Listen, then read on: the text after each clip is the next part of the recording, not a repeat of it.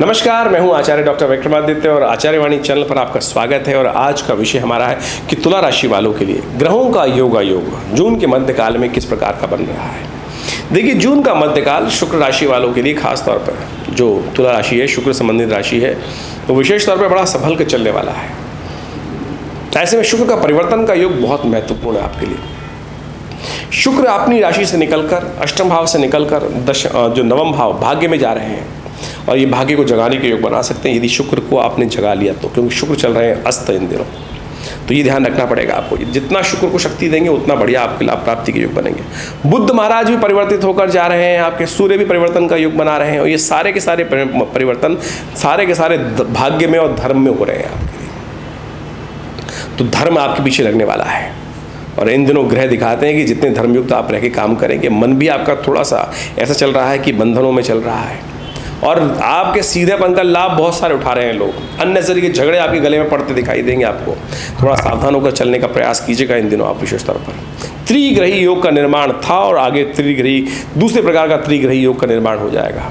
पहले सूर्य शुक्र विशेष तौर पर बुध के साथ योग बन रहा, सूर्य का बृहस्पति के साथ संबंध बन रहा था। सूर्य बृहस्पति और शुक्र का योग जो बन रहा था त्रिग्रही योग था, और फिर अब बन जाएगा सूर्य का योग विशेष तौर पर ये त्रिग्रही योग सूर्य शुक्र का और बुध का। पहले शुक्र बृहस्पति और शुक्र का योग जो बन रहा था, सूर्य बृहस्पति शुक्र का योग जो था, अब बुध के साथ शुक्र का और सूर्य का योग जो बनेगा ये त्रिग्रही योग रहेगा। तीन दिगाड़ा काम बिगाड़ा, ये हमेशा पुरानी कहावत है। और तीन देवताओं का जिस प्रकार का योग चल रहा है, सूर्य और शुक्र विभिन्न विपरीत प्रवृत्ति के ग्रह, एक देवताओं के राजा हैं सूर्य जो है, और दूसरे विशेष तौर पर कहा जाता है ना, सूर्य नारायण साक्षात ग्रहों में राजा माने जाते हैं ग्रहों के दृष्टिकोण से, समस्त ग्रहों के अंदर। शुक्र वहाँ पर दैत्य गुरु माने जाते हैं। तो ये स्थिति बड़ी विचित्र है, ऐसे में ध्यान रखते हुए कार्य करने की ज़रूरत है आपको। और साथ साथ इस जेठ के महीने में बात करें तो एक तिथि घटी और फिर एक तिथि बढ़ गई, ये कहीं ना कहीं पॉजिटिव साइन है।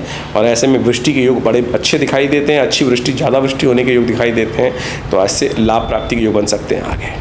11 तारीख की यदि हम बात करें तो सब सिलसिलेवार तरीके में 11 जून को मंगलवार का अवसर, पंचमी तिथि है।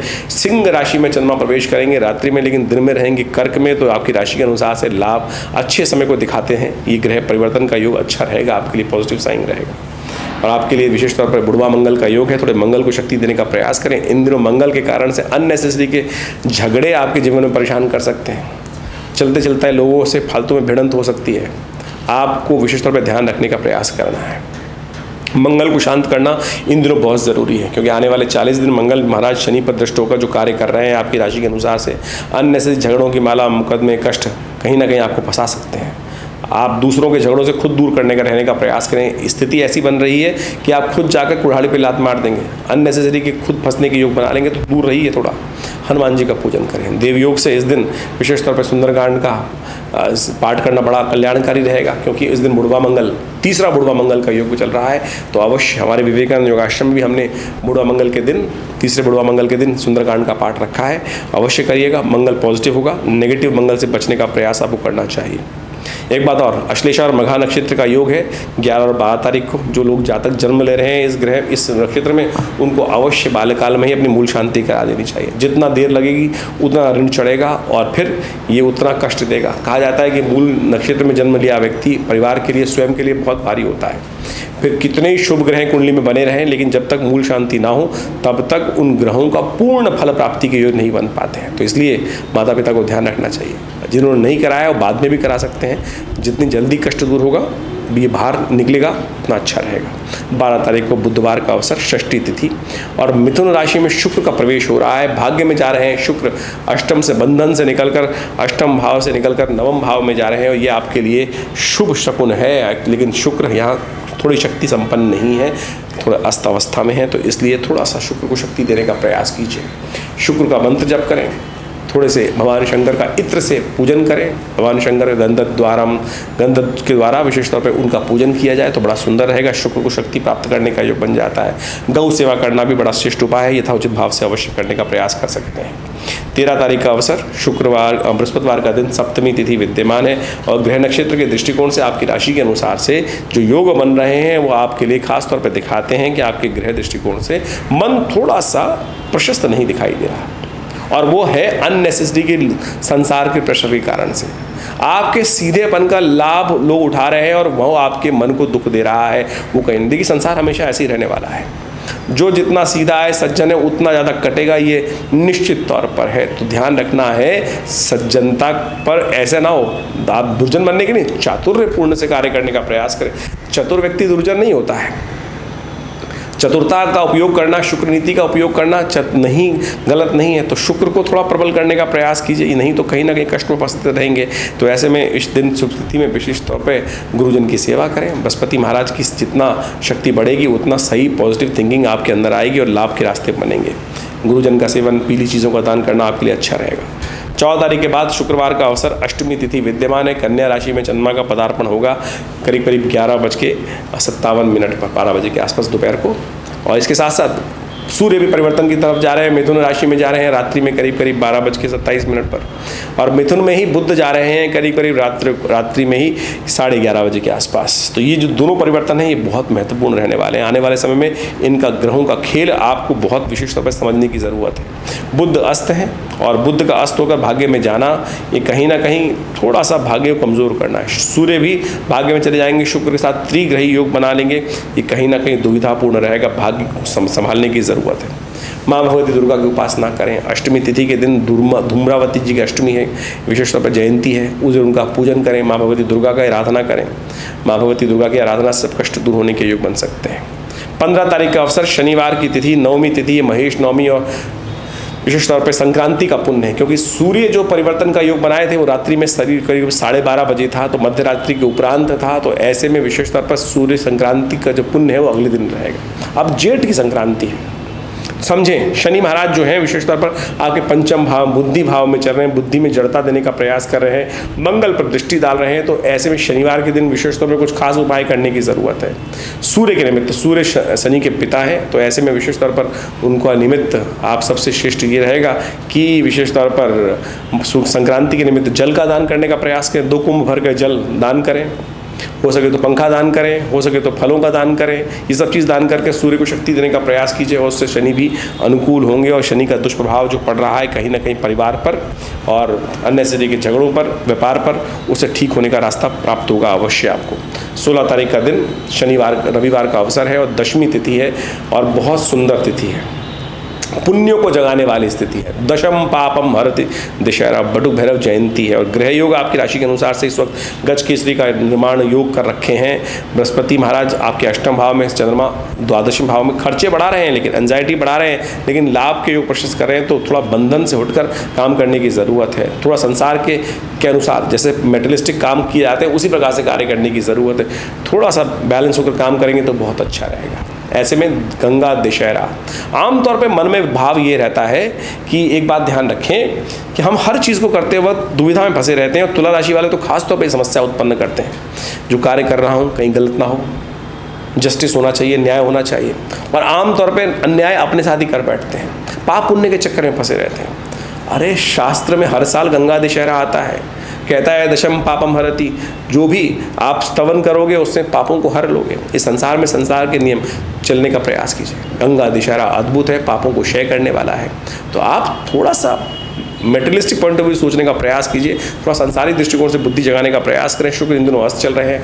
गंगा दशहरा को बहुत महत्वपूर्ण पर्व समझें। बटुक भैरव जी की कथा जो बड़ी विचित्र है वो हम आपको समझाते हैं कैसे कष्ट दूर कर सकती है। तो इसको समझकर यदि जीवन में अनुसरण कर लोगे तो बहुत सुंदर रहेगा। 16 तारीख को गंगा दशहरा है। गंगा दशहरा है और साथ साथ इस दिन गंगा जी मैया का अवतरण हुआ। माँ भगवान जो कहा जाता है कि भगीरथ की अथक प्रयासों से जब महाराज सगर के 60,000 पुत्रों को ऋषि कपिल ने शाप दे दिया और उनके उद्धार का कोई मार्ग बचा ही नहीं था, तब 3 पीढ़ी तक उस कुल में लोगों ने आराधना करी माँ भगवती गंगा की कि माँ गंगा को कैसे इस धरा पे प्रवृत्ति लाया जाए। तब भगवान विष्णु के पद से निकली हुई, जब कहा जाता है कि भगवान वामन का अवतार लिए और पूरी पृथ्वी को जब उन्होंने नापा तो कहा जाता है 3 पगों में नाप लिया। तो जब उनका पैर ब्रह्मलोक में पहुंचा था तब भगवान ने अपने कमंडल से जल लेकर, ब्रह्मा जी ने उस जल को एकत्र कर लिया था और भगीरथ ने भगवान ब्रह्मा से पसंद करके उनको साधना करके पसंद कर माँ गंगा को वहाँ से मांगा। वह कहा जाता है कि भगवान शिव ने अपने सिर पर धारण किया उनको, और भगीरथ के अथक प्रयासों से इस गंगा जेठ मास के शुक्ल पक्ष की दशमी के दिन ये गंगा वहाँ से निकली, और कहाँ वो वहाँ उनको लेकर गंगा सागर पर पहुँचते हैं। किस दिन? मकर संक्रांति के दिन। यानी इस दिन माँ गंगा का पदार्पण हुआ, और 6 महीने बाद करीब करीब वो मकर संक्रांति के दिन गंगा दशहरा जिस दिन विशेष तौर पर वहाँ पहुँचती हैं, जहाँ सागर से माँ गंगा का मिलन होता है, उस क्षेत्र में जाकर विशेष तौर पर उस दिन उनका पुण्य लोगों पर गमन हुआ। तो ये बड़ी सुंदर कथा है शास्त्र के दृष्टिकोण से, इसका अध्ययन आपको करना चाहिए। तो इस दिन विशेष तौर पर अपने ग्रहों के दृष्टिकोण से आपको समस्त रूप से पूजन करते हुए भगवान शिव पर देखिए ये सुंदर योग बन रहा है। इसके साथ साथ बटुक भैरव जयंती का भी सुंदर योग बन रहा है। बटुक भैरव भगवान साक्षात शिव के अंश हैं। कहा जाता है उनके पिता ने अनन्य श्रद्धा के साथ भगवान से प्रार्थना करी और कहा कि शिव पुत्र के रूप में उनको प्राप्त हो, और कहा जाता है शिवलिंग से ही साक्षात मनोकामना अष्टक जो शब्द जो है विशेष तौर पर उनका स्तोत्र है, उसी प्रार्थना करते हुए भगवान शिव साक्षात जो 8 वर्ष के बालक के रूप में उपस्थित हुए, वो बटुक भैरव के रूप में कहे जाते हैं। और ये अद्भुत है, इनकी जयंती समस्त अनिष्टों को दूर करने वाली है। जीवन में यदि कोई कष्ट इत्यादि, भूत प्रेत इत्यादि, असंग नज़र लगने वाली समस्या हो जाती है बच्चों को, तो ये मंत्र है ओम ह्रीं बटुकाय आपत उद्धारणाय कुरकुर बटुकाय ह्रीं स्वाहा। इसका लगातार यदि यज्ञ कर लिया जाए, और इस दिन विशेष तौर पर उनकी जब जयंती है, रविवार का दिन पड़ रहा है, ये बहुत सुंदर योग बन रहा है। तो उनका विशेष तौर पर खीर के द्वारा मीठे गुलगुले बनाकर उनके द्वारा हवन करने से कहा जाता है समस्त कष्टों को दूर करने के योग बनते आते हैं। ये शास्त्रोक्त कथा है, इसको अवश्य उनके निमित्त हमें करने का प्रयास करना चाहिए। ये बहुत सुंदर रहेगा। तो अवश्य इस दिन ये करने का प्रयास कीजिए, आपकी राशियों के अनुसार से परिवर्तन का योग बहुत सुंदर बनेगा। तुला राशि वालों, इसके अनुसार से अब यदि आपने काम किया और ये कार्य कर लिए इन शुभ तिथियों में, तो बहुत सुंदर रहेगा, कल्याणकारी योग बन सकते हैं आपके लिए। 17 तारीख के दिन बात करें, सोमवार का अवसर है, निर्जला एकादशी है स्मार्थों के लिए। इस बार एकादशी 2 हो गई है। जो अगले दिन की एकादशी है वैष्णवों के लिए, क्योंकि सूर्योदय के साथ रहेगी, लेकिन जो एकादशी है बड़ी कल्याणकारी है। शास्त्र में कहा गया, केवल भगवान कृष्ण ने कहा ना, पत्रम पुष्पम फलम तोयम यो में भक्ता प्रयच्छति। दान करने के लिए, यही भगवान तो प्रसन्न करने के लिए हम लगे रहते हैं, बड़ी बड़ी चीज़ों को दान करने के लिए, पैसे दान करने, उससे बंद दुखता भी है। कई बार संसारी हैं तो अरे पैसे कहाँ, बड़ी मुश्किल से कमाया है। भगवान तो प्रसन्न हो जाते हैं जल से, पत्रों से, पुष्प से। तो ये शुभ तिथि है जल दान करने की, निर्जला एकादशी, समस्त कष्टों को दूर करने की तिथि है। इस वक्त देखिए ग्रह दृष्टिकोण से आपकी राशि के अनुसार से लाभ के योग अच्छे बन रहे हैं। तो ऐसे में पुण्यों को जगाने का प्रयास करें। ये पुण्यों को जगाने का समय जेठ का महीना, जल का दान यथेच मात्रा में करने का प्रयास करें। थोड़ी बाहर जल्दी अपने घर के बाहर थोड़ा लोग, गरीबों को, जरूरतमंद लोगों को जल पिलाने के, पक्षियों को जल की व्यवस्था कर दीजिए। देखिए इन सब से कष्ट निवारण का योग बनेगा, सुंदर योग बनेगा। बृहस्पति चंद्रमा परिवर्तन की तरफ चले गए हैं और ये आपके लिए विशेष तौर पर अनुकूल है। नई शक्ति का संचार करने वाले, विचारों को नया करने वाले हैं। ये आपके लिए अनुकूल योग बनता दिखाई दे रहा है। 18 तारीख का अवसर मंगलवार का योग, एकादशी वैष्णवों के लिए बड़ी सुंदर योग बन रहा है। वैष्णव जब मत जो है कि द्वादशी युक्त एकादशी इस बार बन गई, करीब करीब 6:24 तक एकादशी है। तो जहाँ जहाँ सूर्योदय इससे पहले हो गया है उनके लिए बड़ा सुंदर पुण्य बन गया है उनके आचार्य मतों के अनुसार से। तो बहुत सुंदर रहेगा इस समय में। और ग्रह योग दृष्टिकोण से देखिए, चंद्रमा बड़ी सुंदर तरीके से लग्न में विराजमान होकर आपके लिए लाभ का योग प्रशस्त करते दिखाई दे रहे हैं। और साथ साथ एक समझें, इस दिन बुढ़वा मंगल भी है। एकादशी, बुढ़वा मंगल, राम और भगवान विष्णु की उपासना करने का अवसर, हनुमान जी के जिस दिन दर्शन हुए भगवान के सबसे पहले, तो ऐसे में सुंदर योग है। हनुमान जी का सुंदर पाठ करें, समस्त प्रकार से मनोरथ सिद्ध करने के योग बनेंगे, कष्टों को दूर करने का योग बनेगा। और मंगल महाराज आपकी राशि के अनुसार से इस वक्त आपके लिए जो जिस प्रकार का योग बना रहे हैं, सब कुछ सुंदर कर रहे हैं, लेकिन अन्य से झगड़े बढ़ा रहे हैं, उनको शांत करने के लिए हनुमान जी का स्थापन कर लीजिए। हमने भी विवेकानंद योग आश्रम में सुंदर कांड का सुंदर पाठ रखा है, आप भी इसमें सम्मिलित हो सकते हैं। व्यवस्थाओं को जानने के लिए व्हाट्सएप पे फ़ोन करके संबंध स्थापित कर सकते हैं और सारी व्यवस्थाएं जान सकते हैं। 19 तारीख का अवसर, बुधवार का दिन, द्वादशी तिथि, वृश्चिक में चंद्रमा गज केसरी योग का निर्माण करेंगे, लाभ के योग प्रशस्त करेंगे। सुंदर तरीके से बड़े बुजुर्गों का आशीर्वाद देकर आप जो भी कार्य करेंगे उसमें सफलता प्राप्त करने के निश्चित योग बनते दिखाई देंगे। बुध इन दिनों चल रहे हैं, जैसे हमने कहा चल रहे हैं, और बुद्धि सही समय पर सही विचार नहीं आ रहा है, बाद में सोचते हैं अरे उस वक्त ये कार्य कर लेते। ग्रह का प्रभाव है, उसको ठीक कैसे किया जाए? बुध प्रदोष है, बुध के प्रदोष के दिन कोशिश ये करें विशेष तौर पर भगवान शंकर का अभिषेक करें, दूध के द्वारा, दही के द्वारा भगवान शंकर का अभिषेक करें, बेलपत्र भगवान पे अर्पित करें। ये सुंदर योग बनेगा। और नित्यपति यदि करेंगे तो आने वाले समय में बुध का प्रदोष जो अस्त का योग है वो धीरे धीरे कम होता जाएगा।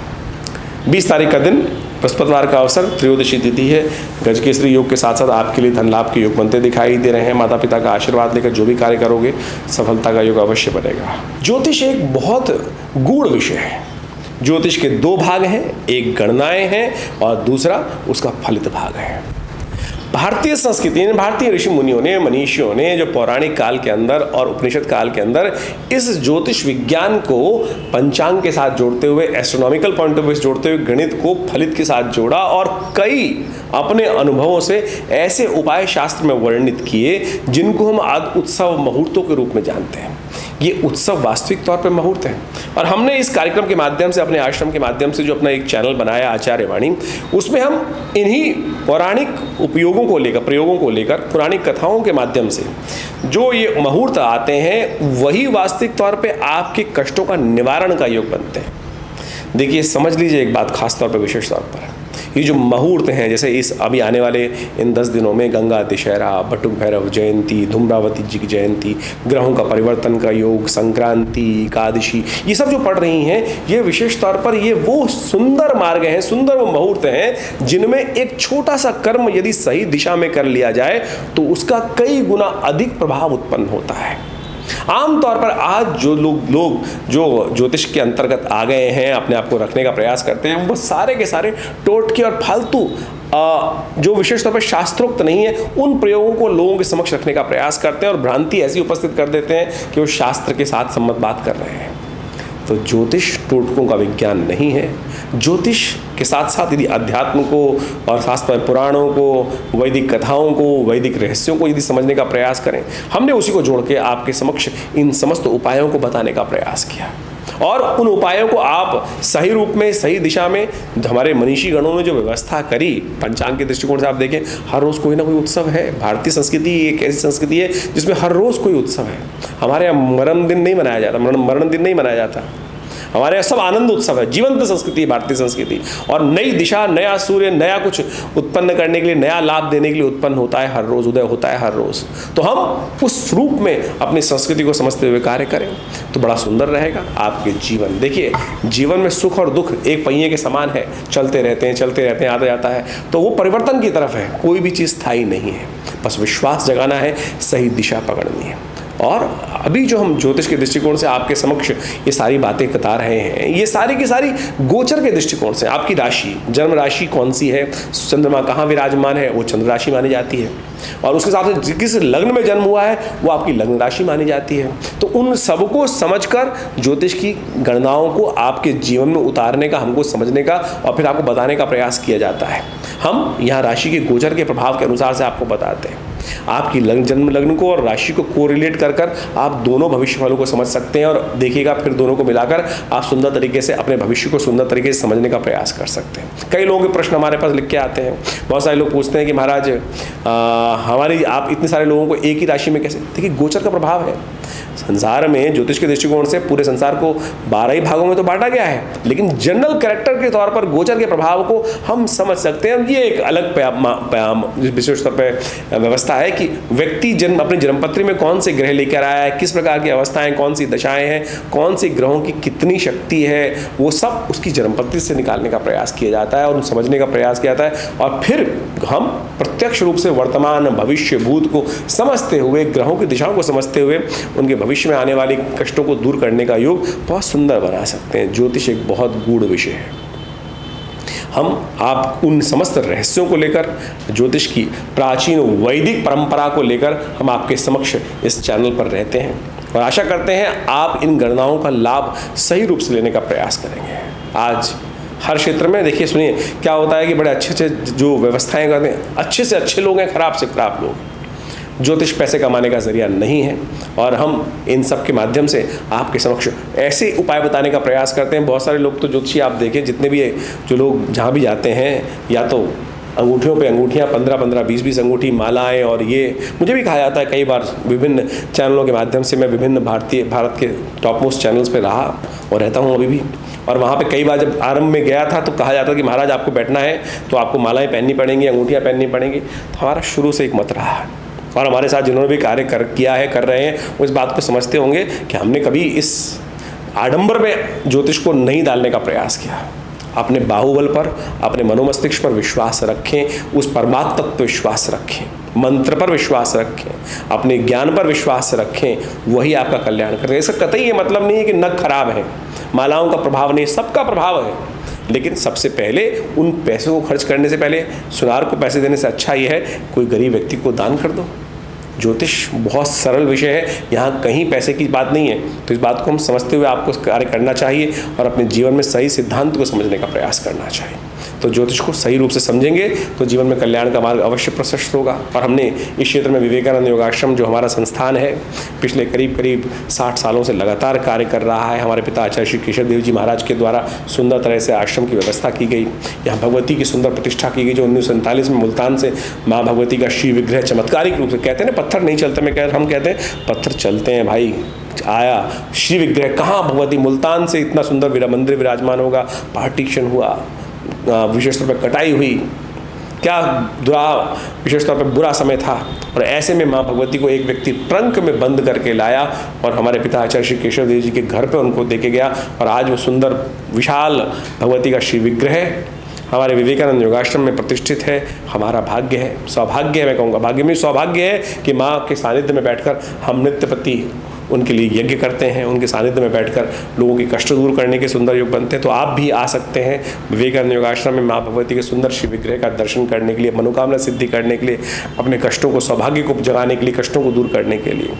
हमारे आश्रम पर नित्य 8 घंटे आज भी यज्ञ होता है, और बहुत सारे भारतीय पराविद्याओं पर पिछले करीब 50-60 सालों से लगातार शोध चल रहा है। मुद्रा विज्ञान के द्वारा, विभिन्न यज्ञ मंत्र के द्वारा, विभिन्न प्रकार से कई शोध के कार्य किए गए हैं। हॉस्पिटल बनाया गया योग विज्ञान का, प्राकृतिक चिकित्सा का, आयुर्वेद का, जो भारत सरकार के साथ कार्य कर रहा है, पैनल पर है दिल्ली गवर्नमेंट के, सेंट्रल गवर्नमेंट के, और समस्त प्रकार से हज़ारों लोग इस सुविधाओं का लाभ ले रहे हैं।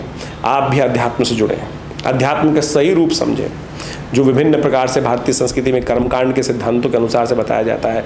विभिन्न समय में वो सब प्रकार के अनुष्ठान, अभी बहुत जल्दी गुप्त नवरात्रि आरंभ हो रहे हैं, और विशेष यज्ञ जुलाई के अंदर गुप्त नवरात्रों में रहेगा आश्रम पर, और उन 9 दिनों में सहस्त्र चंडी का सुंदर कार्यक्रम रखा जाएगा। आप उन सब कार्यक्रमों में सम्मिलित होकर माँ भगवती का सानिध्य प्राप्त कर अपने जीवन के कष्टों को दूर करने का प्रयास करेंगे तो बहुत सुंदर रहेगा।